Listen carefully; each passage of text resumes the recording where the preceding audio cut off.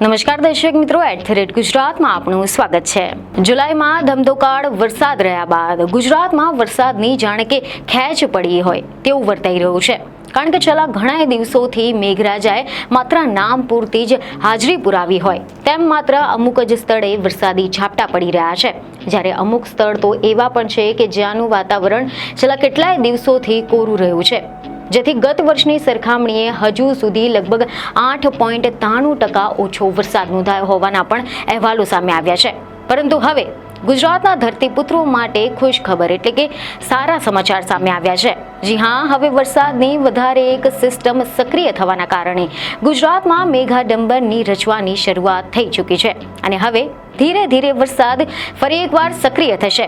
આગામી કેટલાક દિવસોમાં મેઘરાજા ગુજરાતમાં અનેક જગ્યાએ ધડબડાટી બોલાવશે, એટલે કે હવે ગુજરાતમાં ફરી એકવાર મેઘરાજા નવી ઇનિંગની શરૂઆત કરશે, જેને લઈને હવામાન વિભાગ તેમજ હવામાન નિષ્ણાંત દ્વારા આગામી દિવસોના વરસાદને લઈને આગાહીઓ વ્યક્ત કરવામાં આવી છે।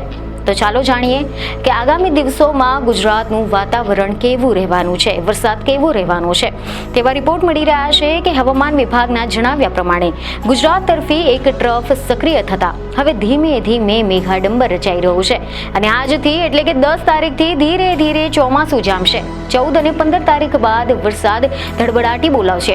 બંગાળની ખાડીમાં એક સિસ્ટમનું સર્જન થઈ રહ્યું છે અને આના કારણે ગુજરાત સહિત મધ્ય અને પશ્ચિમ ભારતમાં ફરી એક વખત ચોમાસું એક્ટિવ થવાનું છે। તારીખ 14મી ઓગસ્ટથી ગુજરાતમાં ફરી એક વખત વરસાદી માહોલ શરૂ થઈ શકે છે અને ઓગસ્ટ મહિનાના બીજા પખવાડિયામાં મેઘરાજા હેત વર્ષાવશે તેવી શક્યતા છે। એટલે કે સ્વતંત્રતા દિવસ, જન્માષ્ટમી તેમજ લોકમેળા દરમિયાન લગભગ સમગ્ર ગુજરાતમાં વરસાદ શરૂ થઈ શકે છે। રિપોર્ટ એવા મળી રહ્યા છે કે હવામાન વિભાગની આગાહી મુજબ આજે એટલે કે રવિવારે દક્ષિણ ગુજરાતના નવસારી અને વલસાડ ઉપરાંત કેન્દ્ર શાસિત દમણ અને દાદરાનગર હવેલીમાં અનેક સ્થળોએ વરસાદ થઈ શકે છે। સાબરકાંઠા, ગાંધીનગર, અમદાવાદ, ભાવનગર, આણંદ, ખેડા, સાબરકાંઠા, અરવલ્લી, મહીસાગર, દાહોદ, પંચમહાલ, ભરૂચ, નર્મદા અને છોટાઉદેપુરમાં સવારમાં ભાગે અનેક સ્થળોએ વરસાદની આગાહી કરવામાં આવી છે। આ સિવાય સૌરાષ્ટ્રના રાજકોટ, સુરેન્દ્રનગર, ભાવનગર, જૂનાગઢ, પોરબંદર, દેવભૂમિ દ્વારકા, અમરેલી, બોટાદ, ગીર સોમનાથ અને મોરબી તેમજ કચ્છ જિલ્લામાં અમુક સ્થળોએ દિવસ દરમિયાન હળવાથી મધ્યમ વરસાદની આગાહી કરવામાં આવી છે। આ ઉપરાંત વડોદરા, સુરત, છોટાઉદેપુર, ભરૂચ, નર્મદા, ડાંગ, તાપી, વલસાડ, નવસારીમાં તેમજ ઉત્તર ગુજરાતના અમદાવાદ, ગાંધીનગર, આણંદ, પંચમહાલ, દાહોદ, મહીસાગર, બનાસકાંઠા, પાટણમાં અમુક સ્થળોએ હળવાથી મધ્યમ વરસાદ તેમજ ગાજવીજની સાથે થઈ શકે છે। આવી જ રીતે કેન્દ્ર શાસિત દીવ, દમણ, દાદરાનગર હવેલીમાં પણ છૂટાછવાયા સ્થળોએ હળવાથી મધ્યમ વરસાદની આગાહી કરવામાં આવી છે અને આના પછી આવતીકાલે એટલે કે સોમવારે અને ત્યારબાદ મંગળવારે પણ મહદઅંશે રવિવાર જેવું જ વાતાવરણ રહેશે તેવી સંભાવના વ્યક્ત કરવામાં આવી છે। જ્યારે રાજ્યના દરેક જિલ્લામાં અમુક સ્થળોએ ગાજવીજની સાથે હળવાથી મધ્યમ વરસાદની આગાહી કરવામાં આવી છે। હવામાન વિભાગના જણાવ્યા પ્રમાણે રાજસ્થાન તેમજ પાકિસ્તાન સરહદની આસપાસ એક હળવું અપર એર સાયક્લોનિક સર્ક્યુલેશન સર્જાયું છે।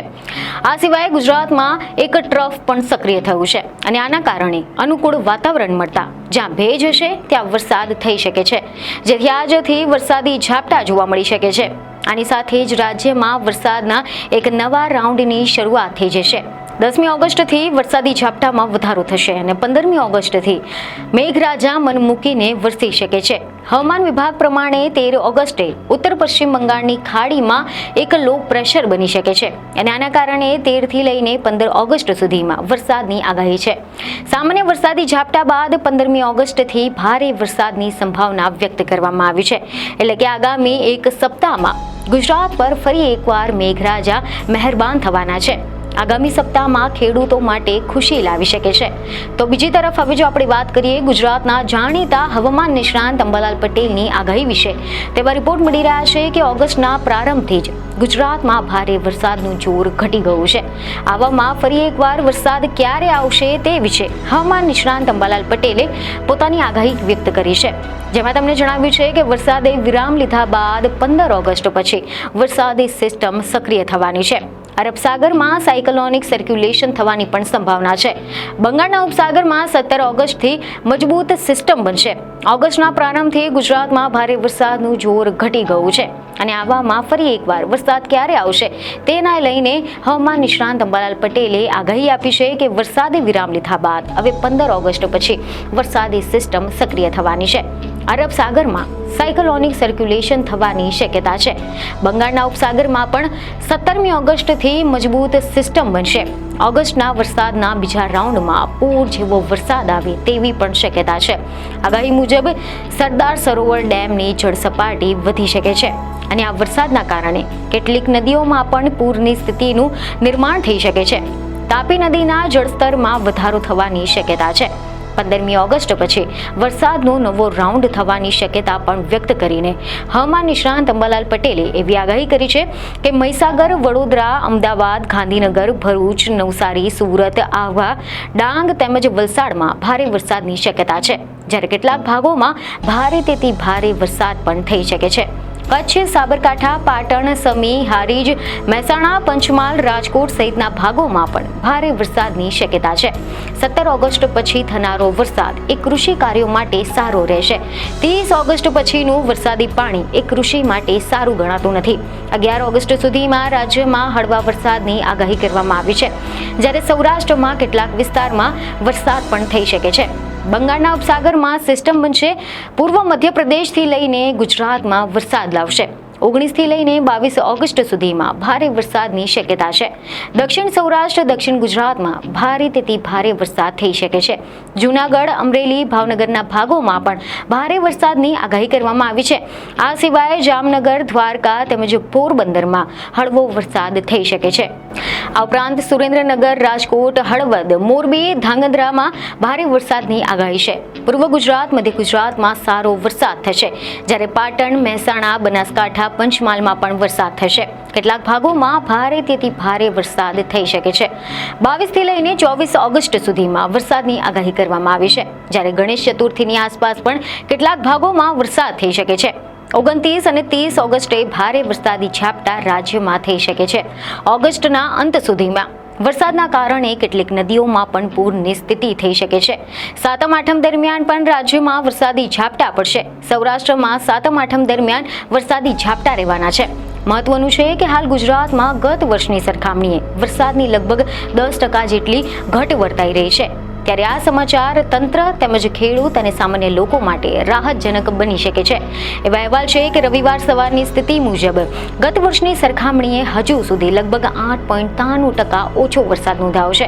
ગત વર્ષથી અત્યાર સુધીમાં કુલ જરૂરિયાતનો 70.35% એટલે કે 621.18 મિલીમીટર વરસાદ પડી ગયો છે.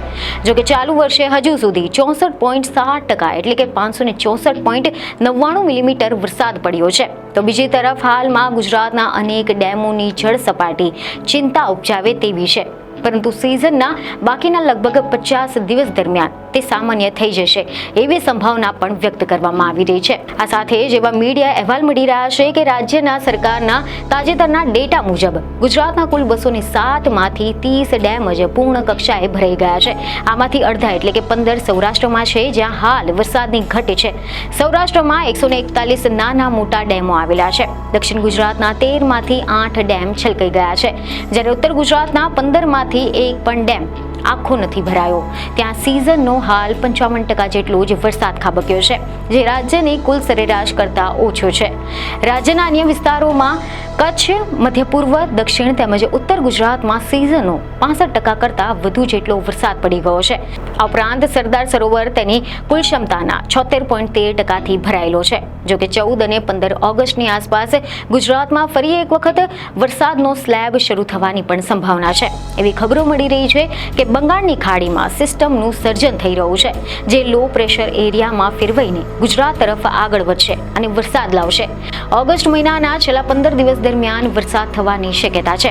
જોકે સિસ્ટમ કઈ દિશા તરફ આગળ વધશે, કઈ ગતિએ આગળ વધશે, તેની ગુજરાતના કયા જિલ્લાઓ પર કેટલી અસર પડશે તે અંગેની સ્પષ્ટતા આગામી દિવસો દરમિયાન જ સામે આવશે.